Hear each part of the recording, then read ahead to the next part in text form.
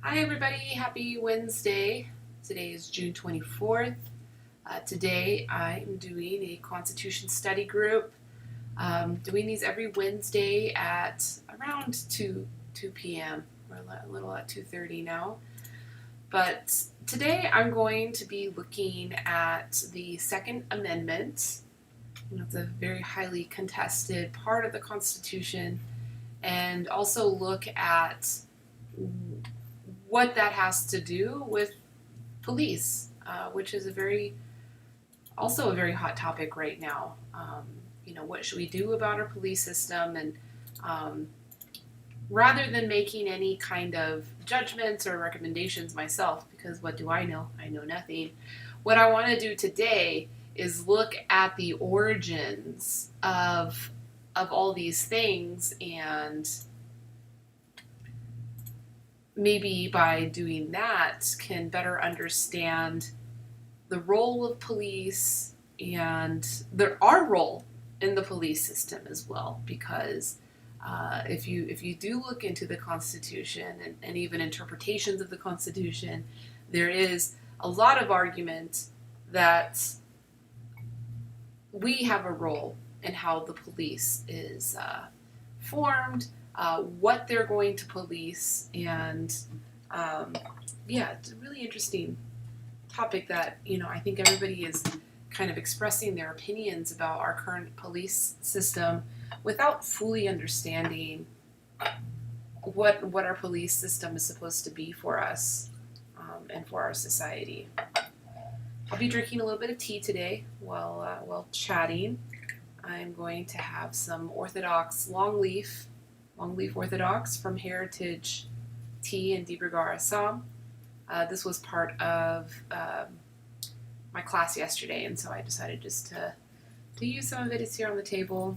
And of course, my Gaiwan from Not Made in China in Albuquerque, New Mexico. And I have the link here if you're watching and you feel so compelled and inspired to join the conversation, to let me know your opinion or to correct me. Please go to this link, bit.ly/tletteaparty. It will drop you right inside of the Zoom room and into the live stream. So please have your camera on and please be ready to be streaming, so we can chat about this. These are all very important subjects to be talking about, and I'm grateful to be able to use this platform to talk about these subjects, which can be delicate, but so important for all of us to review. So with no delay, I am going to jump right into it. Second Amendment. You may know it, right to bear arms. That's usually what people think of with the Second Amendment, but let me read it more accurately for you. It says, "A well-regulated militia being necessary to the security of a free state, the right of the people to keep and bear arms shall not be infringed."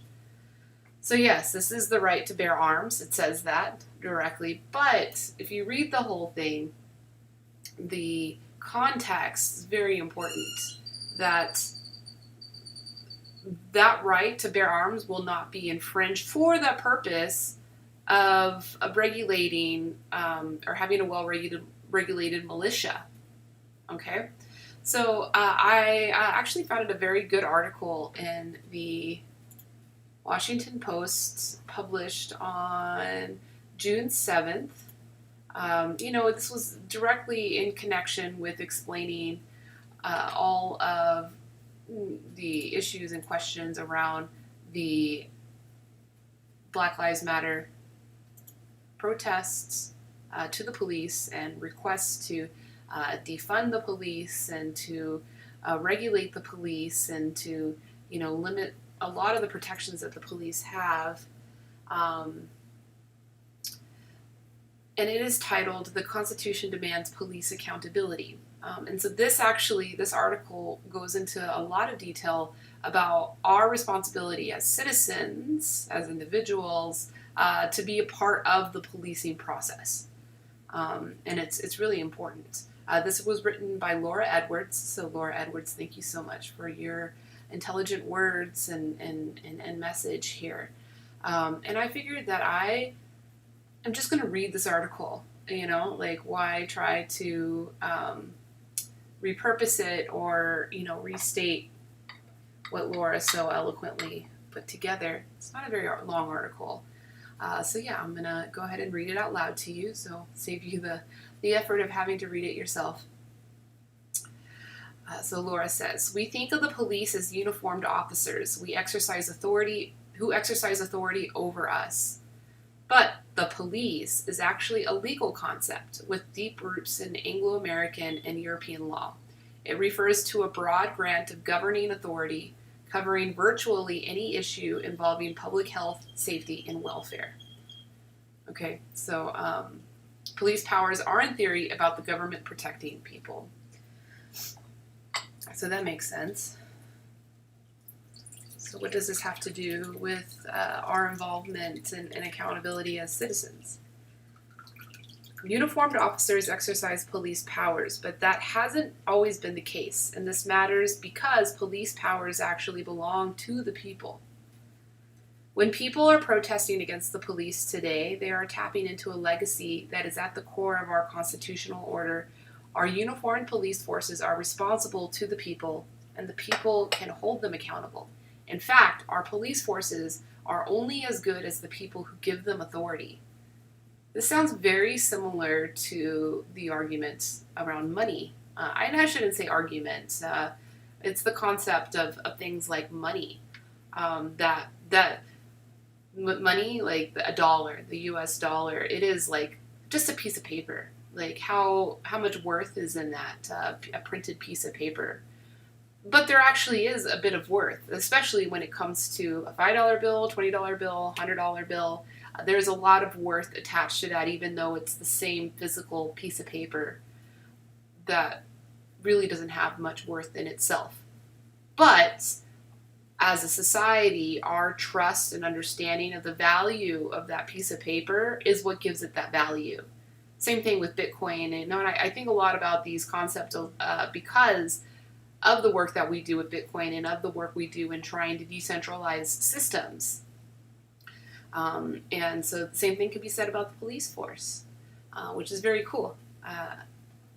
So if we want a stronger police force, then we need more individual citizen involvement with it. So perhaps this protesting is a very positive thing that's happening because it is engaging the citizens to get more involved in the police versus the police being this external force that just governs us and has authority over us.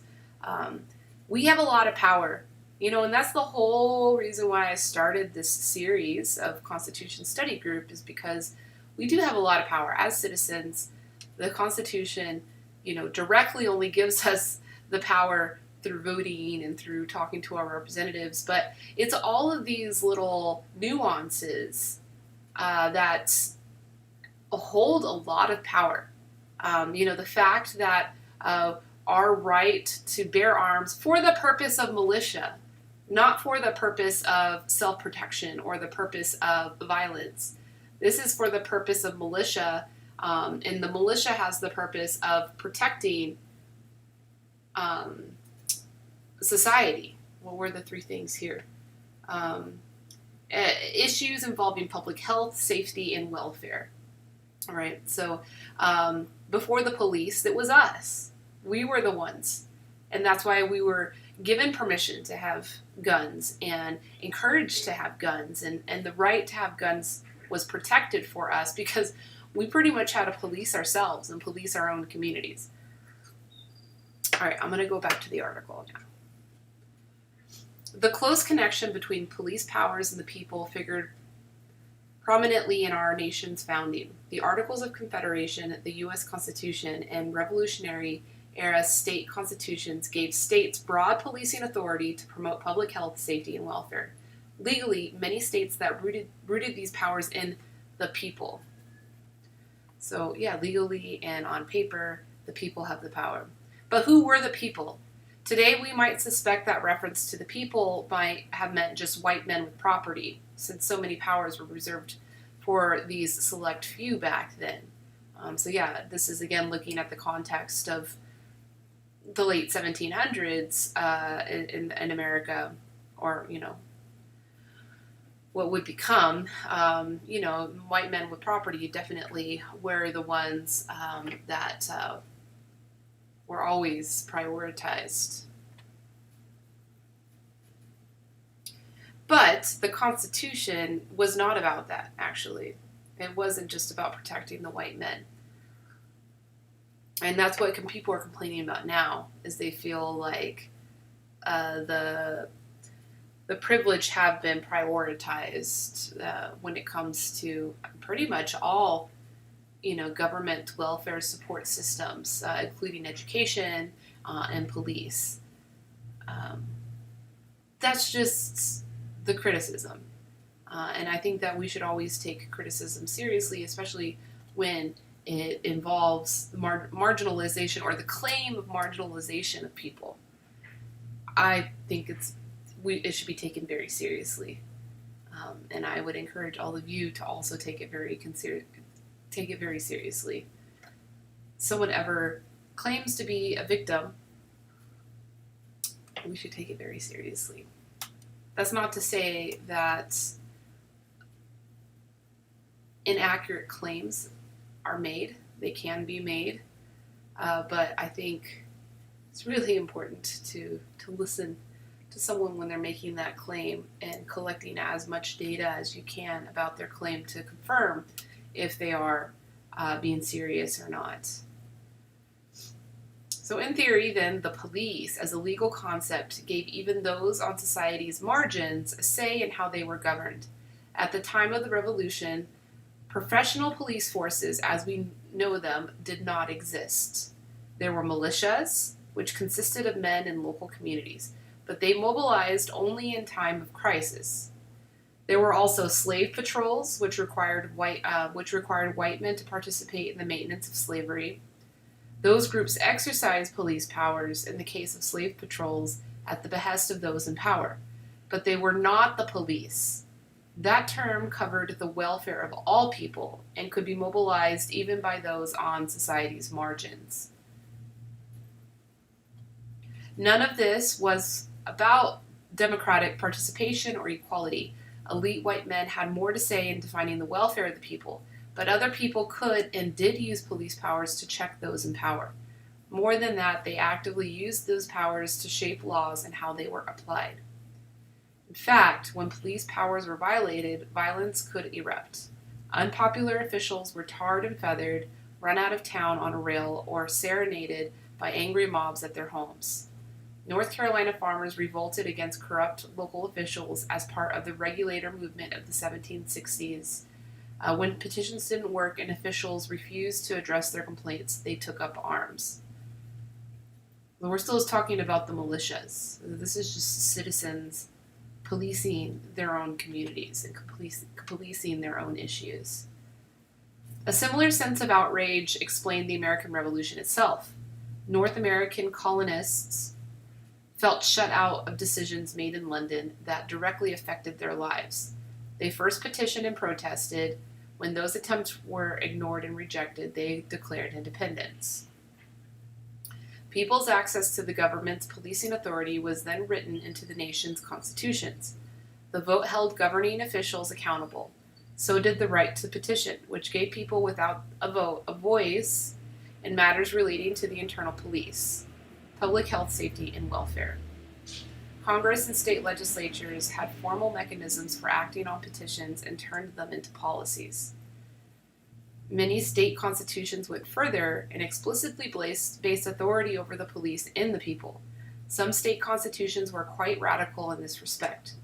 Pennsylvania's Revolutionary-era Constitution, for instance, gave the people the sole, exclusive, and inherent right of governing and regulating the internal police. Other states, including Maryland, North Carolina, and Vermont, had similar language. The wording suggested a place for people in the actual practice of governance, not just in theoretical connection as we might expect. By policing, they meant authority over the basic issues in people's lives: the care of orphans, older people, and the poor, the resolution of conflicts within families and communities, matters involving public health, such as the location of slaughterhouses, basic issues of economic regulation, such as the days and hours that stores could open, and the redress of injustices that threatened the social order. And so, ordinary people brought their problems, their complaints, and their hopes for the future to their governments, and insisted that officials deal with them. So, it's very interesting. In the beginning of the formation of our modern police system, it was the people that petitioned for what issues needed to be policed. That'd be so incredible if we could have that same platform happening now. And according to our Constitution, our constitutional right says that we should be doing that. And our government should be supporting that, should be creating those channels for involving even the marginalized. So even the Black lives and the immigrant lives, and like everybody has a say in this internal policing system. So obviously something has changed in the 300 years that the police has been forming itself into its modern state. Much of that work was done at the local levels in courts. These local courts did not just deal with crime, they also dealt with routine public business involving all the matters relating to the police in that broad sense. Some matters were the stuff of ordinary life, a noisy neighbor in a crowded city tenement, a stray cow that ate up the kitchen garden, again, a smelly latrine. Others involved individual experiences with structural inequality. Women brought complaints of domestic violence, sexual assaults, and other forms of harassment. African Americans, both free and enslaved, complained about physical violence and property damage, and even demanded redress for offenses committed by public officials. So even the slaves had a say, right? So that's really what she's just trying to let us know. If this system was still in place right now, there shouldn't be protests. There should be discussions. There should be conversations. There should be a forum for people to, and all people, everybody, every class, every community, everybody. Other people went further, petitioning state and federal governments for broader change, to end slavery and extend rights to free African Americans, for instance. Many of these people, regardless of race or gender, were poor. The lack of resources made it more difficult to navigate life's problems than as now.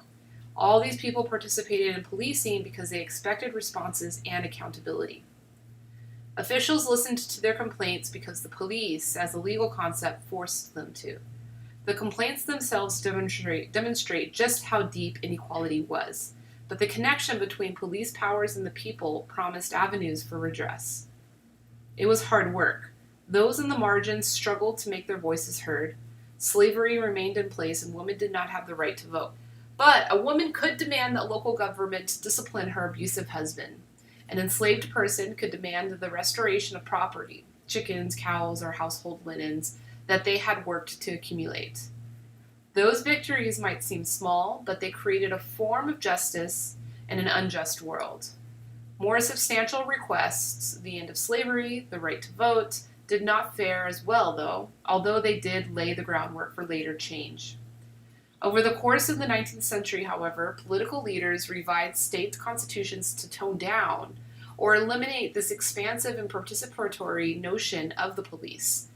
In fact, the institution of professional police forces were part of efforts to take police powers out of people's hands. I'm going to read that again. In fact, the institution of professional police forces were part of efforts to take police powers out of the people's hands. This made it even more difficult for people, particularly those who experienced inequality, marginalized, to get government to respond to them. It also made it harder for them to hold the new police forces accountable. But in theory, our governing officials and those police forces were and still are accountable to the people. That's why this original constitutional understanding of policing is so critical. The demands of people protesting today have strong legal and historical backing. We live in a constitutional order where police power belongs to the people, and it's time to fulfill this constitutional guarantee. So that is today's lesson. And now I'd like to talk about it. And just for reference, the woman that wrote this article, Laura Edwards, she's a professor of history at Duke University. So, I think she knows what's up. It's not letting me see the comments on the article. I'm just curious to see. Oh, here we go.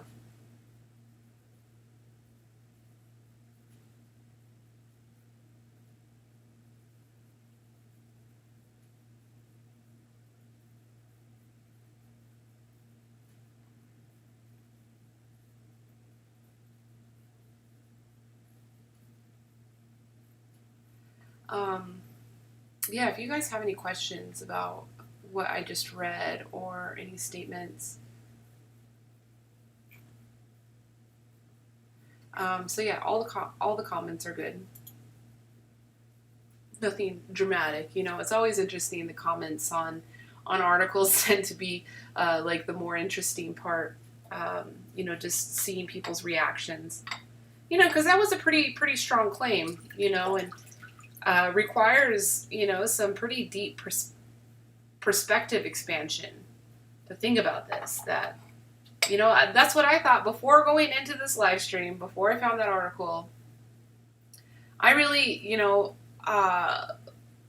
was indoctrinated, into thinking that the police was this, and it is at this point. It legally has been, evolved into this autonomous, authoritative organization.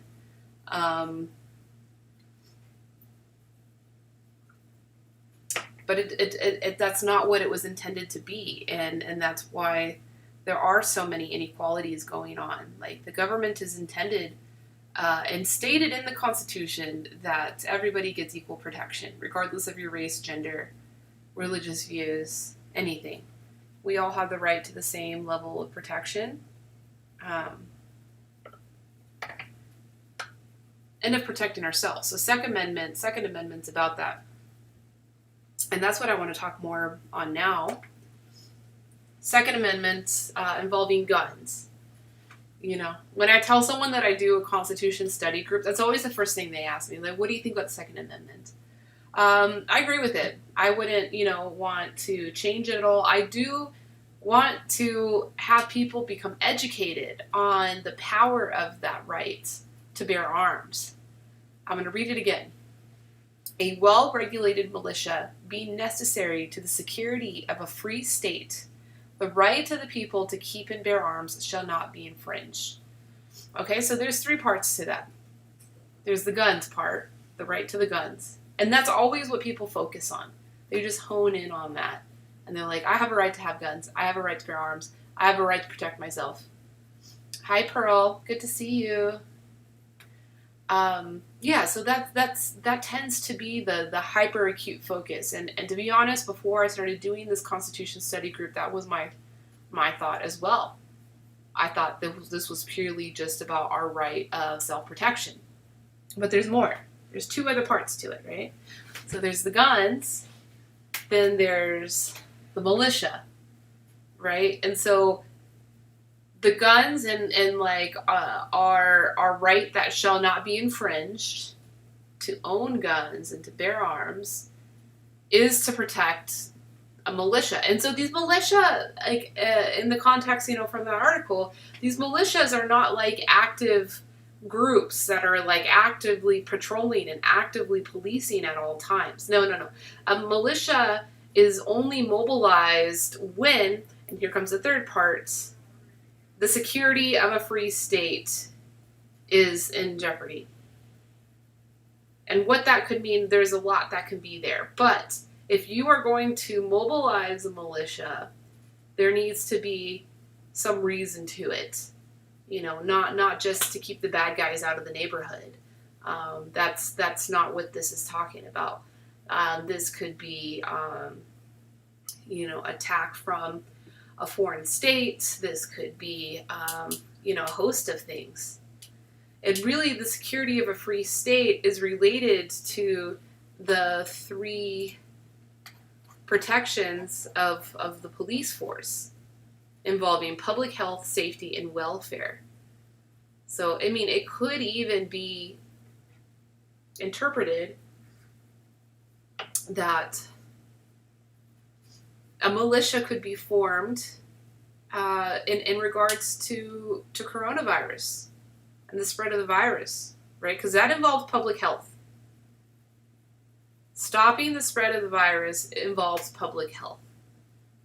So if a group of neighbors want to band together and create some type of militia force to mobilize in regards to the spread of the virus within their community, I think they'd be protected by the Constitution to do that. That's a really interesting thing. I never thought about that. I'm going to have to chat with my friend Tavia about that and get her opinion on it. And we can go even further to say that our guns could be used as a force in that militia. Fascinating. So that's public health, safety, and welfare. God, there's so much, you know? And so this gets me thinking on something else. So let's focus back on the guns, right? So Second Amendment protects our guns and our right to own them. And actually, I have seen, let me Google it right now, but I have seen companies called Second Amendment Guns or Second Amendment Gun Shop. So the gun industry definitely embraces the Second Amendment. Yeah, there's a bunch of them. There's actually one here in Vegas called Second Amendment Gun Shop. I should walk in and go have a conversation with that owner. I think that could be interesting. Okay, so this would be, you know, where a conversation with the owner of this business would go. Or, you know, anybody who is an enthusiast of guns, if you're watching this and you want to, like, come in, just come to this link over here, bit.ly/TLIT Tea Party. I'd be happy to talk to you about it. But this is my question.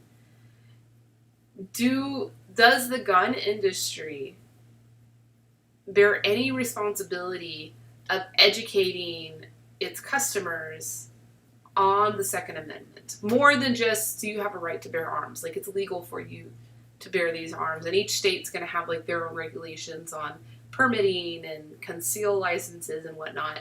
But, you know, the gun industry, the manufacturers, the distributors, the retailers, do they take on any responsibility of educating their customers when they legally acquire a firearm and tell them, hey, let's do some militia training. Like, this gun is not meant for violence. This gun is not meant for protecting yourself. This gun is meant for you to use when you get mobilized as a militia to protect your community's public health, safety, and welfare. I've never seen that before. I've never bought a gun before. I'm not a fan of a gun. I am a fan of weapons.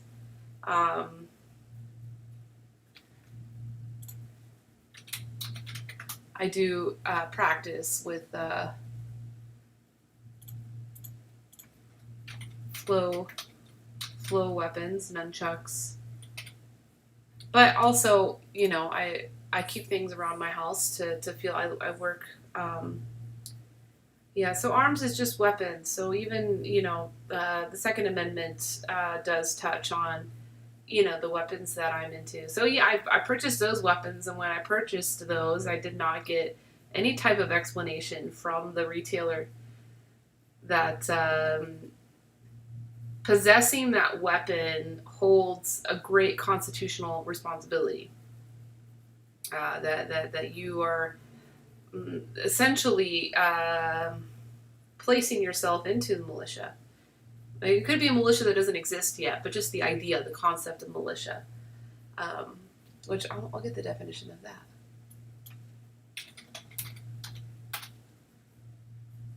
a military force that is raised from the civil population to supplement a regular army in an emergency.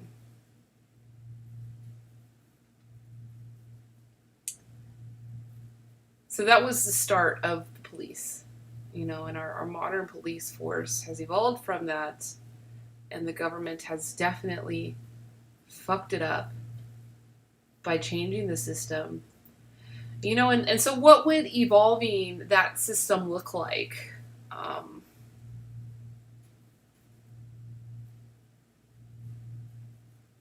And is that something that the executive, that our president, would have the power to implement that change, that evolution from a closed system, a siloed system? So this goes down to even the core of our business and what we do here at TLET, to distribute the power and make sure that even the small guy in the middle of nowhere that usually doesn't have a voice has a voice.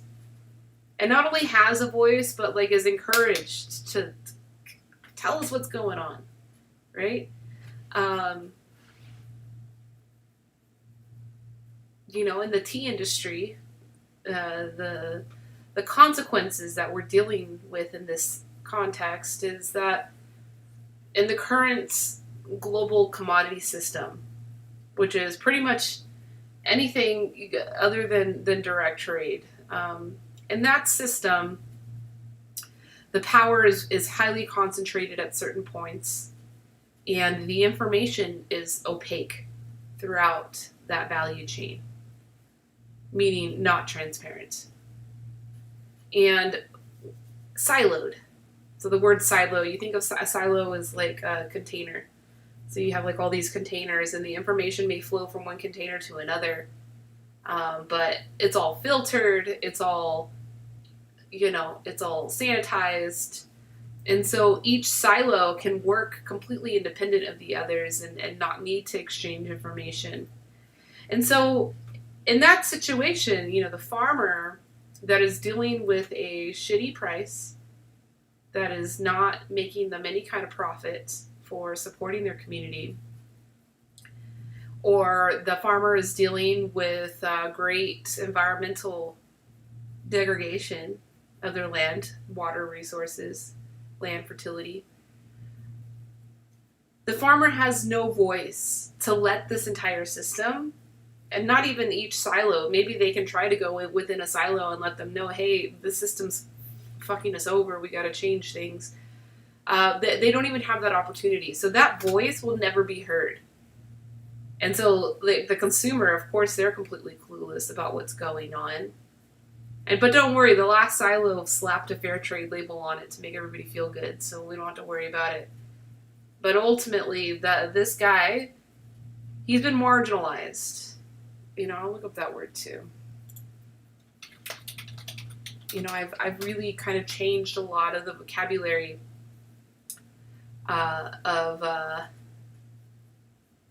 around the protest right now, around all of these disparities and privilege and wealth and whatnot.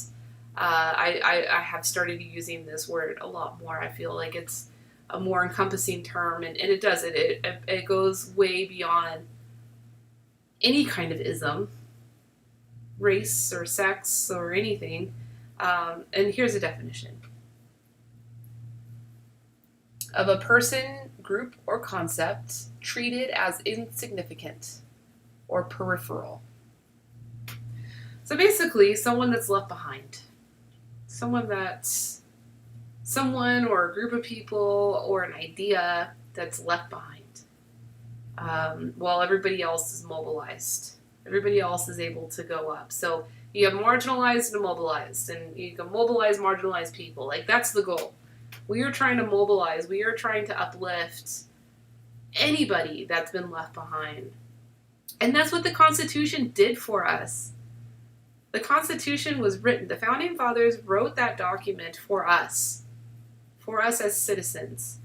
I know in the past sessions, I really have been kind of downplaying the amount of times that the rights of the citizen is discussed in the Constitution. Really, there's only two things that are directly and explicitly stated in the Constitution as our rights.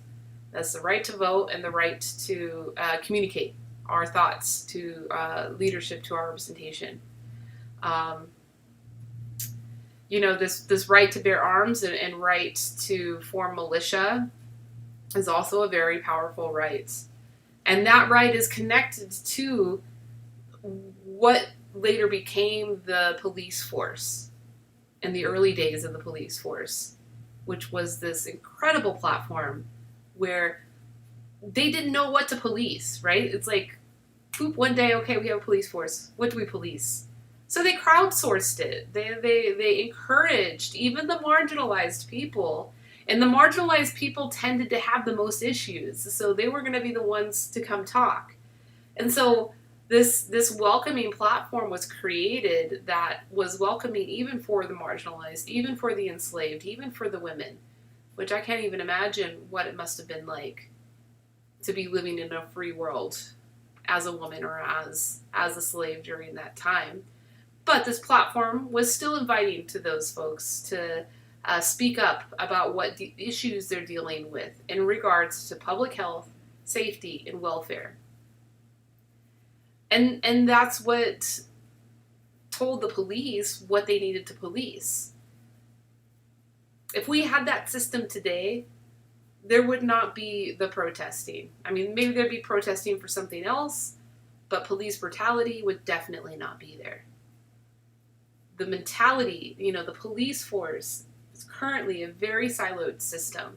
And it's a scary system. It is the opposite of welcoming. It is the opposite. My family, I've been trying to have these conversations, around race and marginalization and privilege.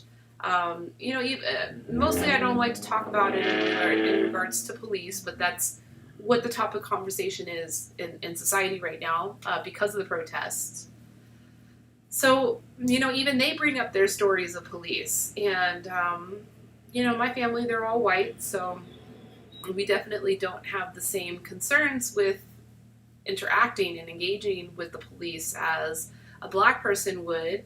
But there's still this, trepidation. There's still this fear, this underlying fear of, oh, don't talk to the police. We don't have any business talking to them right now. Don't give them any reason to come police us. That's bullshit. That's not what our police should be for us. Our police should be protecting our public safety, or our public health, safety, and welfare. We shouldn't be afraid of them. But we are, because it's such a siloed system. It's like the police operates out of its own container, its own vacuum, with a power dynamic over society, not just the marginalized people.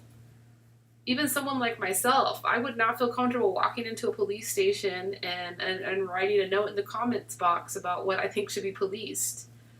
I would love it if I felt comfortable doing that. As of right now, I wouldn't. As of right now, I would have zero faith that that comment would be read or considered. And then on top of that, I wouldn't feel comfortable walking into the police right now. Especially if I was a person of color, definitely wouldn't feel comfortable walking into the police. So we are not at that system. Our current police system is definitely challenging our Constitution. And I think that there are ways through education, potentially even through militia. Why not? It could be legal. We're only mobilized when the threat is there, when it's an emergency and something needs to be done. But then at the same time, that could turn into complete chaos. It would turn into complete chaos. But, I think the big takeaway from this that I'm going to continue to think about and have conversations with other friends is this idea, the concept that arms companies, those engaged in the business of arms, do they have a responsibility in educating their customers on what it means to bear arms.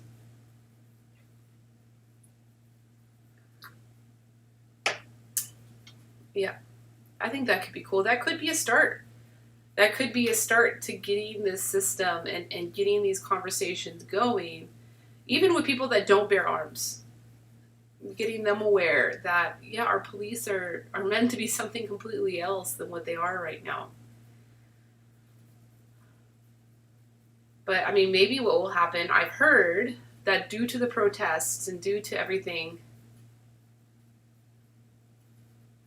So Pearl says that when they wrote the Constitution, we never knew that arms would be automatic weapons. Yeah, that's true. That's true.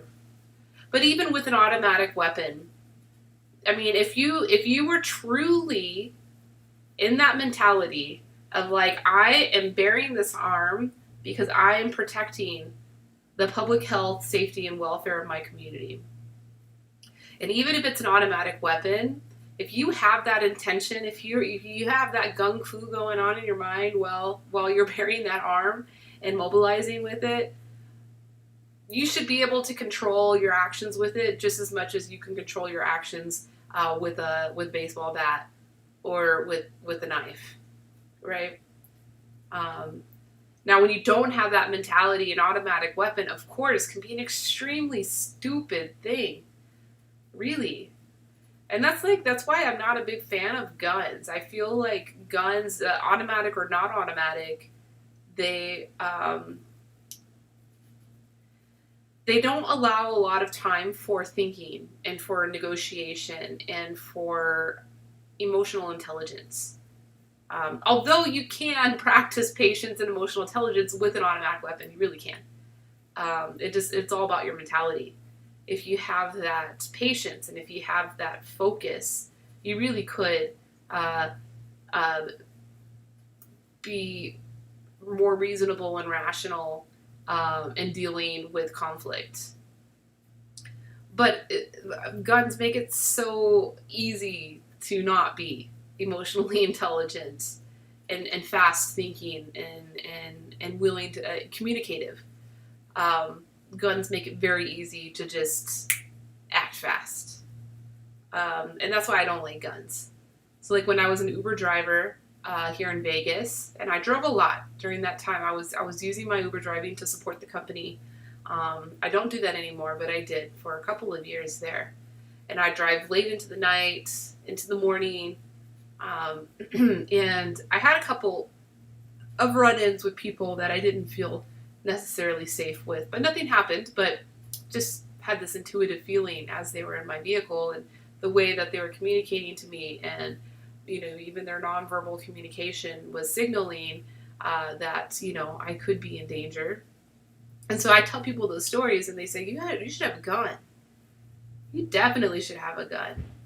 And so I think about that in my head. Okay, I'm driving my car, I have a passenger behind me, and they get angry with me and they pull a gun. Now, if I turn around and pull a gun back on them, I can't think of any other situation that would happen other than them just feeling this immediate reaction that they need to act first. Right? So that'd be out. I wouldn't want that because their only action would be just to shoot me. Even if we get into a car accident, that's just going to be their reaction. By me pulling out a gun and pointing at them, it's like an immediate escalation and zero opportunity for emotional intelligence and for conversation and negotiation. Right? So my first weapon of choice is always my tongue. Always. And if that doesn't work, then yeah, I'm a pretty nonviolent person, but in the case of protecting my community and protecting myself, my thoughts on nonviolence are a little bit different. Of course, I wouldn't want to escalate it. My ideal would be to de-escalate the situation as much as possible, which is why your tongue is going to be your best weapon for that. But there's other weapons too, so that's why I like the nunchucks. The other one that I'm practicing with is the 3-section staff, which I like because there are, the chains, the short little chains, which can be used to disarm or even just disable someone without using too much violence, which gives you more time to negotiate. It gives you more time to calm emotions. But again, what do I know? I've never been involved in a violent confrontation in my life. Thank goodness. Knock on wood. Thank goodness. I've never had to deal with that. But it's something that we all have to think about, right? Especially if it's a constitutional right. I have a constitutional right to bear weapons, to have weapons, and to protect myself. But actually, no, it's not to protect myself. It's to protect my ability to form militia for the sake of securing a free state. Wow. That's pretty incredible. Yeah, I'm really grateful that I've kind of dove deeper into this, because now I'm getting a much deeper understanding of that, and looking forward to the conversations that this will turn into with my friends and family, especially my friends that are very enthusiastic about guns. And gun sales right now are higher than ever. Actually, I think guns are almost sold out because people are buying them up like crazy right now. Whether or not people are buying them up because they authentically understand their Second Amendment right and, they're preparing themselves for militia, I doubt it. And I doubt that those retailers that sold them the guns provided any kind of education to them about that.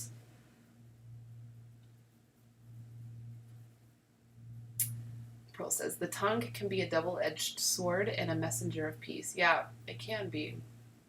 It can get you in trouble just as much as it can get you out of trouble. And I guess people could say the gun does the same thing. It can get you in trouble just as much as it gets you out of trouble. But I just feel like things happen so much faster when guns are involved. The emotions get heightened so much faster than when you're speaking. When you're speaking, you can take your time to calm things down. But, you can also quickly say something to make someone upset and escalate it that way too. So you do have to be cautious about how you use your tongue. Mindful empathy, And that's that's in any kind of conflict, violent or non-violent, just even discussion. If you're not utilizing empathy in your communication, it can be challenging because people feel like they're attacked. People feel like you don't understand them. And that's the power of empathy. Thank you, Pearl. Heavy talk. I bet you never thought that somebody at a tea table would be talking so intensely about guns and militia and government, but this is what we have to do right now, and I'm grateful to be a messenger of peace, a messenger of reason and understanding and diplomacy. I think that, in my experience in life, definitely identified that as one of the skills I have to offer the world. And so everybody is feeling a need to activate right now and to do things and protest, and so I support everybody's right and activity and willingness to do those kinds of activities, but this is what I feel is best for me. And tea is definitely an important tool in that. It is very calming. Maybe that's what I should have as my self-defense. A little water gun that I fill with tea, and I could just shoot it in people's mouth when they start giving me trouble. Calm down. Have some tea. Yeah, I don't know if that'll work. It might make someone laugh, and actually, a sense of humor is a very powerful tool in peace as well.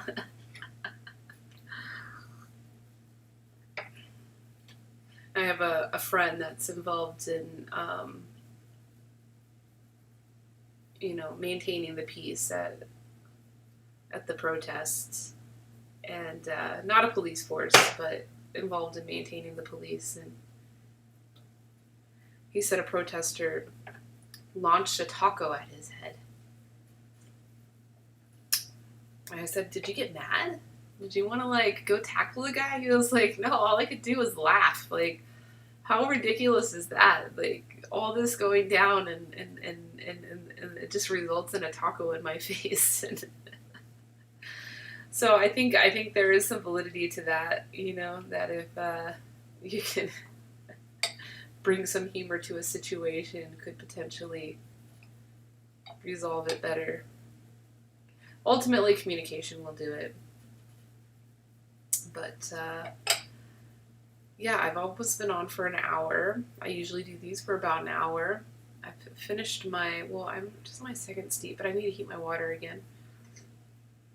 But almost finished with my lovely tea. I'm going to be taking a break tomorrow, so you won't be seeing me tomorrow, but I'll be back probably on Friday. Maybe I'll do a little tea education session. But next Thursday, I will be back to do another one of these Constitution study groups. And if there's anything in particular that you are interested in diving into or thinking more about in regards to the Constitution, please message me. You know, you can message me through whatever platform you're watching this on, or you can email info@tlet.com. And you can just say, hey, I watched that and I'm really curious about this. Can we talk about this? And potentially you can come join the conversation, join the live conversation too. It's pretty empowering. You know, a lot of people say, how can you do that? How can you sit in front of a camera and just talk? And, you know, and then someone will come on and do one of these live sessions with me, and they feel so energized afterwards. They're like, wow, I wasn't expecting that. And you know, the conversations end up being really incredible. And all these conversations do get documented. All of these videos are posted on our teaanditspeople.com website.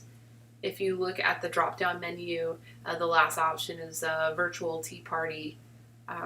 You click on that has like our entire library of all of these videos, including the transcripts to them. So you know, my intention with that is one, so that I can easily search through, because at this point I've done, you know, over 70 videos, so there's a lot of video. So, you know, with those transcripts, we can easily search through and find which video we said what, and even find that within the video what time those things were said. But also, you know, sometimes things are said that need to be written down. And maybe not so much with this Constitution study group, but my Monday program, which this coming Monday, I'm going to have a really good guest, a tea friend of mine who has been actively working on encouraging more consciousness and service, especially food service. And that'll be as part of the Dignified Hospitality Manifesto that I do every Monday. And so that event, that theme, I definitely want to document. It's a manifesto, so we want to document this manifesto. So, you know, by the end of the program, we might have, you know, 10 hours of discussion.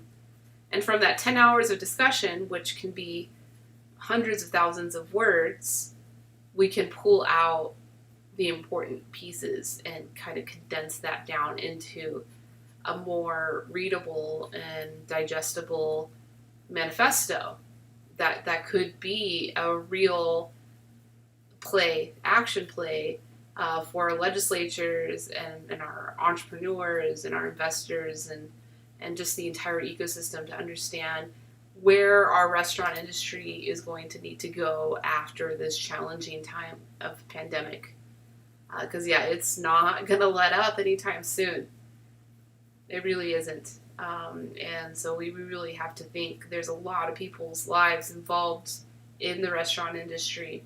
Estimated 20 million people. And even if 40% of the restaurants close down, that's like jeopardizing almost 10 million lives.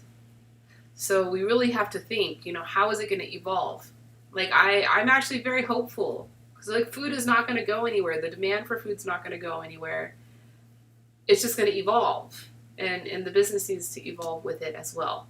And so that's the purpose of Monday's meetings. So Monday at 2, I'll be here and I'll be talking with Stefan, and he runs a podcast called Serving Consciously.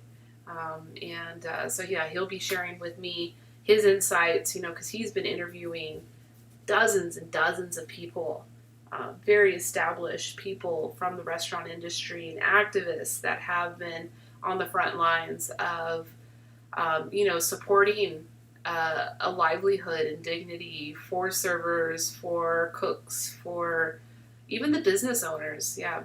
Anyway, that's not what this show's about. This was about guns.